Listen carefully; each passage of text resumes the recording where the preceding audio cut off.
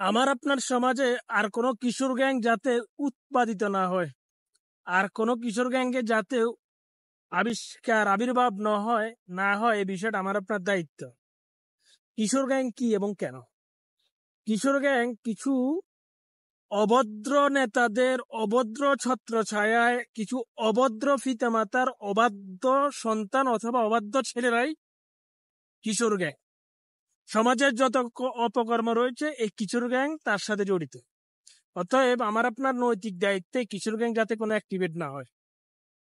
আর কিছু সভাপতিত্ব ফালাই গেছে এই সমাজের জন্য, যারা কিট ছিল অথবা যারা সমাজের কিট হিসেবে ব্যবহৃত হয়েছে এবং অন্যকেও কিট হিসেবে ব্যবহার করেছে।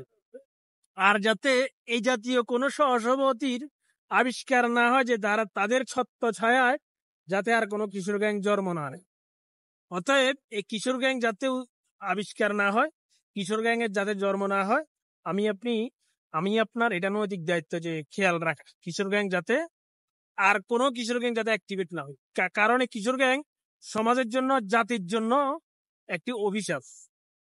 এই কিশোর গ্যাং আপনার আমার সমাজে যত ধরনের অপকর্ম আছে তারাই করবে।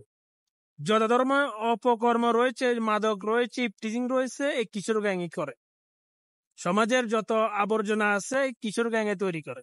অতএব কিশোর গ্যাংকে না বলি, কিশোর গ্যাং থেকে সাবধান থাকি, এবং কিশোর গ্যাং যাতে কোনো অবাধ্য সন্তানের, অবাধ্য পিতার, অবাধ্য নেতার ছত্রছায়ায় অবাধ্য কোনো সন্তান যেটার আপডেট নাম কিশোর গ্যাং, এটা যাতে তৈরি না হয়, এটা থেকে আমাদেরকে সচেতন হতে হবে।